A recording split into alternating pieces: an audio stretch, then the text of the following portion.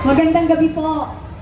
Maraming salamat po sa pagpunta niyo dito bilang suporta sa ating mahal na President Rodrigo Roa Duterte. Dalawa lang po ang gusto kong sabihin. Kasi ako po ay biktima also ng addict.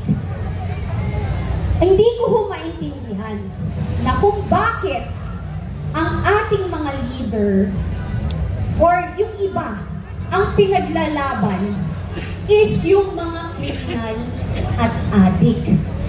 Bakit ho hindi nila ipaglaban din yung mga katulad kong biktima na mga addict? Hindi ko sinasabing ang pagpatay ay tama. Wala akong ganun. Pero sinasabi nilang may due process dapat nung pinili na magkaroon daw ng sinasabi nilang EJK. Bakit ho? Yung hubang 2 taon or 5 taon na naghahasa ng isang drug addict, nagkaroon din huba ng due process? Hindi, di ba? Yung ordinaryong mamamayang Pilipino, estudyante, nag-graduate sa kolehiyo, pinatay ng addict, may due process? Wala, di ba? So kaya kayo dyan, kayo, nang sinasabi nyo, you are after for human rights, tigilan niyo po kami. Kasi kung human rights, mas binibigyan niyo ng pansin yung mga biktimang bata, kababaihan, at mga biktima ng pinapatay ng mga drug addict at nasirang buhay ng mga drug pusher and dealers. Hindi nanginginig ako kasi pag kayo, alam nyo, kapag kayo po ay biktima, hindi nyo alam saan nanggagaling yung galit. Kasi hindi ko maintindihan bakit mas binibigyan ng pansin nila ang mga kriminal. Eto po yan. Nung naging addict po kayo, yung pamilya nyo, kamag-anak nyo, choice nila yan. Yung nagbenta sila ng droga, choice nila yan.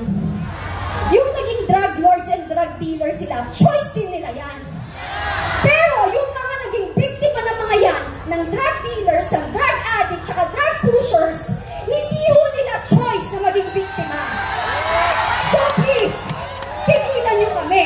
If you want, pag-usapan natin ng human rights, mas ipaglaban nyo ang 2 taong ginahasa, 5 taong ginahasa, lolang ginahasa, ang pinatay ng walang kamalay-malay. Yun ang ipaglaban nyo. Yun ang masakit. Kasi pinaglalaban nyo kriminal.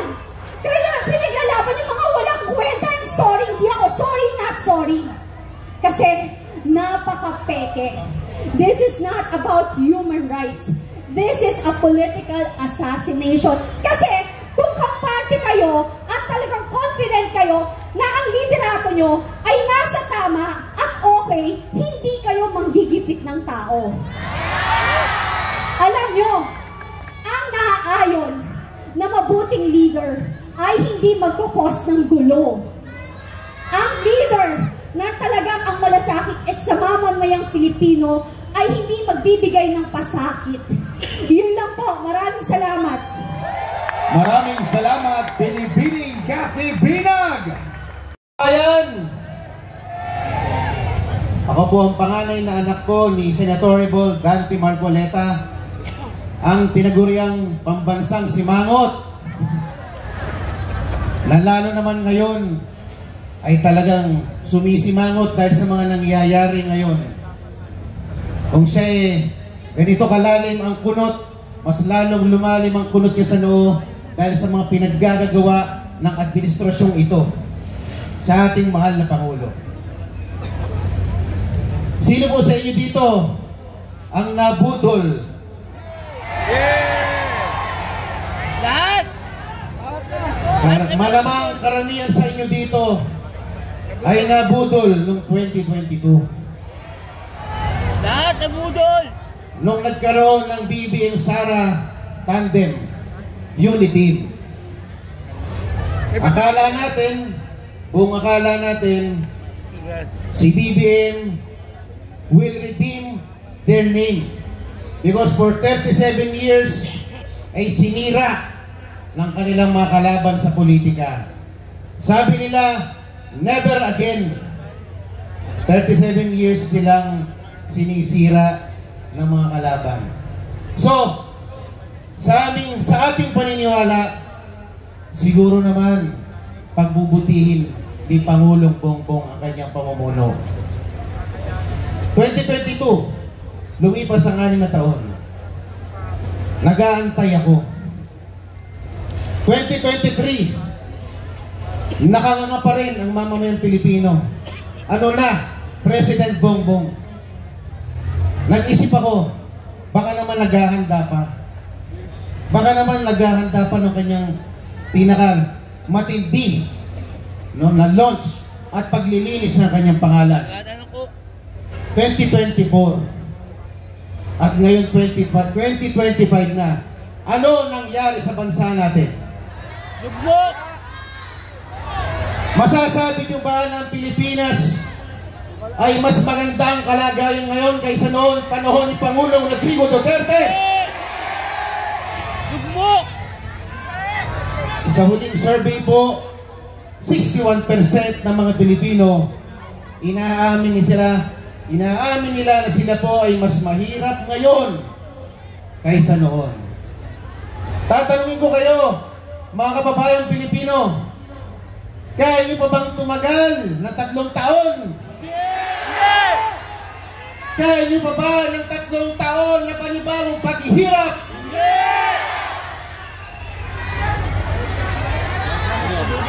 Akala kasi niya, popular siya nung nanalo siya ng 2022. Hindi niya alam, nanalo lang siya dahil siya ay umangkas kay Sara Duterte.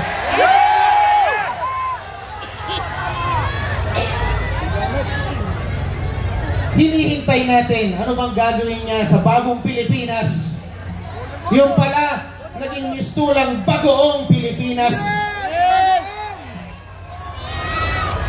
Kala ko may gagawin siya para sa ating bansa. Wala naman pala. Mas gusto niya lang palang namamasyal, nanonood ng Formula 1 Grand Prix racing sa iba't ibang bansa. Ano ba naman ito? Ito ba ang gusto natin na Pangulo? Akala siguro niya, 2022 nga nanalo ko. 37 years nang sinira ang pangalan ko, nanalo pa rin ako. Dadaanin ko lang ito sa magandang marketing at social media. Makakabalik na naman ako. Tama ba yun? Papayag ba tayo mga Pilipino? Madadaan ba sa social media pag nagugutom na ang mga Pilipino? Hindi siguro.